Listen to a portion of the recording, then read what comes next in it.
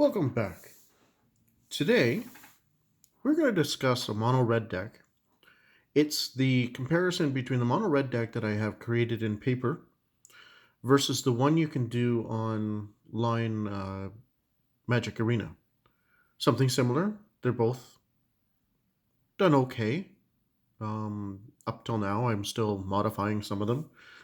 But what I wanted to do was do a two-part mini series between the two types of decks, and then discuss them as well as possibility of making changes to them. What do you think I should take out and add to make this deck a little bit different? I'm going to show you what I've created, what the combos are, that sort of thing in these decks. And then I'm leaving the floor open to you guys. Whoever watches these videos can go forth and figure this one out. Help me make them stronger and more comparable in games when you play standard or modern or whatever. Like standard online, that's one thing. Standard playing modern, it opens it up a little bit more. Maybe I'm missing an enchantment. Maybe I'm missing a better creature that would help out in these decks. Don't know. That's why I'm leaving it up to you guys. But here, we're going to start off this one.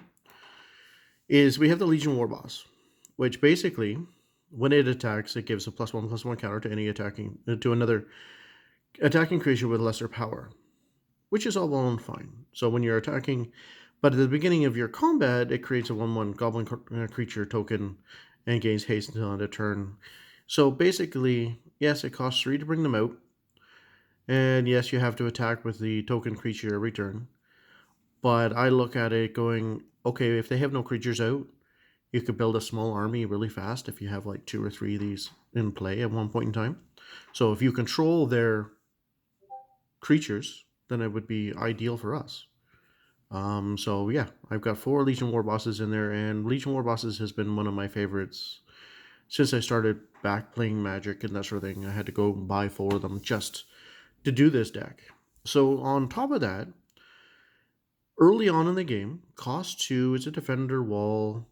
Okay, it's all well and fine. So yeah, it's a 0/4 wall. No problem. Let's put a 0/4 wall in here. But every time you cast an instant or a sorcery spell, this deals 1 damage to your opponent. So you figure I've got 4 of them in the deck. Pretty cool. But the combination here, we have our electrostatic field, and then we have spells like Incinerate. Okay, so we'll deal 4 damage to your opponent, or 3 to a creature and 1 to your opponent, or something along those lines. So I've got 4 Incinerates in here. And then I decided, oh, let's put 4 Lightning Bolts in here as well to get rid of some creatures and help get the game moving. I'm not one that actually hits my opponent all the time unless there's nothing else I can do. And then I decided, okay, well, let's put 4 Shocks in here as well. So if you're looking at it, that's quite a bit of damage already done to somebody if that's all that came out of your hand. So what I decided, because there's a lot of instants and sorceries in this deck, I figured I would put 2 of these guys in. So whenever you cast a non-creature spell, put a +1/+1 counter on them. They're going, okay. So yeah, if I put enchantments, or there's 12 instances right there that these could be 12 creatures, or 14 creatures by the time all those instances have resolved. It's kind of interesting. But on top of that one, I've also put in Goblin Gathering. Cost 3. You get 2 1/1 blocking creatures, basically. That's the way I've been doing it. But it also goes along good when you get a small army going. With these ones, you get the 2 1/1 Goblin tokens. Plus, if there's already, say I have 2 of them already in my graveyard that I've already cast, you get an additional 1 from your for each in your graveyard. So I cast this one, I have 2. Now I cast this one, I've got 5. Now I cast this one, I've got 5. I've got 9. Cast this one, I now have 14 goblins. Well, that's all well and fine. So therefore, I cast a bunch of instants and sorceries. If they're still alive by then, I've got these guys. So I have these elemental beasts, cost 2 to bring out, pretty cheap, no problem. But with all the instants and sorceries in this deck, this creature gains +3/+0 every time an instant or sorcery spell is cast. Okay, you can get a very strong creature really quickly. No problem. So on top of that, we decided let's put the Cavalcade Calamity in here, which basically, when a creature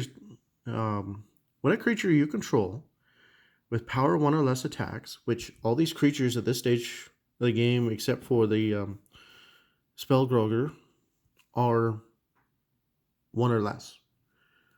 So this does 1 damage to either player or planeswalker that creature is attacking at the time. So it helps destroy planeswalkers pretty quickly. But the combination is, okay, so I attack with a bunch of 1/1 creatures. This does 1 damage to them. And then with the 1 damage from the Calamity done to player, this flying creature gets +3/+0 until end of turn. So it's a 1/3, yes, but it can jump up to really high really fast. Kind of like this guy. So both of these would really jump. This one jumps faster, but these ones will jump okay. But like I've played this and I've seen them hit like 20 points of damage just because I attacked with a bunch of 1/1 goblins, and the Cavalcade of Calamity has gone forth and done damage as well. So I did, say I hit him for 5, attack with 5 goblins, and the player gets hit with 5, and okay, so I've got a 16/3 flying creature coming at you. So that's all fine. On top of that, we decided, okay, well, let's put impact tremors in here. So with the goblins, all in all, so you get impact tremors in here, and say you play the Goblin Gathering, the player will take 2 additional points of damage a turn, or each time you cast a creature, or it takes points of damage, which I think is kind of cool. I think it should be in every deck. But as it goes along, I've got Smelt in here, some more instants, just to get rid of artifacts. If there's an artifact that is really doing some... So say they decided to put an artifact like, I don't know, an Ivory Tower, if it's available in that sort of sense in this series, and they're gaining life every turn. Yeah, no. You want to get rid of it? The easy way to get rid of it, like even if it's artifact creatures. Okay, let's go forth and destroy the artifacts, no problem. The last combo that I've got in here that I've decided to put in was, okay, so they've decided that they're going to build up a creature, and kind of like, say it's a, what you call it? It's these guys. So they have these guys out, and say he's a 5/5, or yeah, he's a 5/5 or a 6/6 or something along those lines. I figure, okay, he decided to tap out. He's got no way to counter it. I've got 5 land in play. Let's gain control of that creature, attack with it, and once the attack is over, we'll fling it at him. So we'll sacrifice that creature. So we're sacrificing his creature to deal direct damage to either a creature or player. So like that's the combination there. And whenever this one is thrown in here at last minute, possibility it could be a sideboarded item. It's just I've noticed a lot of people play with a lot of non-basic land, and I've noticed that they're tapping them galore. So you might as well get in on it and play this Burning Earth and deal damage to him every time he decides to go forth and tap that land for mana. With doing that, your flyers you have here, your flyers are now gaining +3/+0 every time they tap a land as well.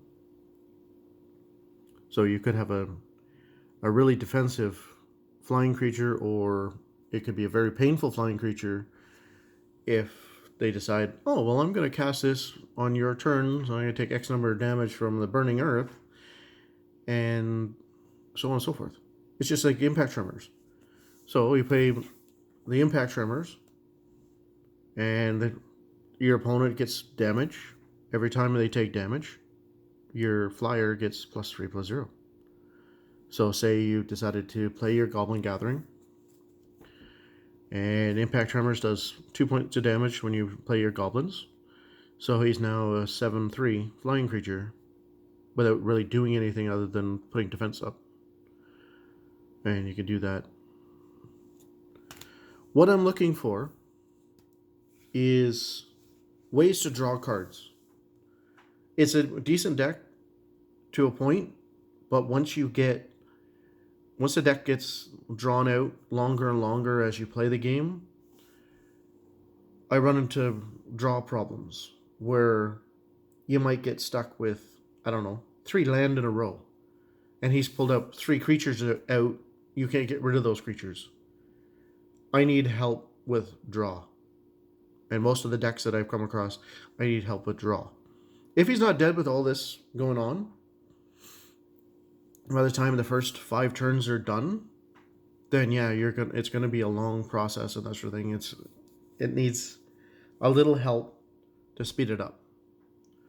So I reach out to you guys in regards to this video. I need help with speeding this deck along a little bit. If there's something, an enchantment or artifact or something along those lines that I could add to this deck to help, I would be most appreciated. So let's discuss it. This is part 1 of the 2-part mini-series in regards to this. What I'm going to do later is I'm going to go forth and I'm going to log into Arena and show you the mono red deck that I currently have created there, which is a little bit different than what I have here because it's less available different sets than you can actually use. Impact Tremors is not available. Same with Incinerate's not available. Lightning Bolts are not available. So I've had to change it up a little bit and add different creatures or different types of spells in the deck to make it work a little bit better. But for now, if you like what you see, watch some of these videos and that sort of thing, you want to see more of these, I will be happy to go forth and do some of these breakdowns in the near future. But we're going to be doing a couple of mini-series of different colored decks that I have created here and compared them to what are currently created on Magic Arena. Have a good day, and we'll catch you in the next video. Bye for now.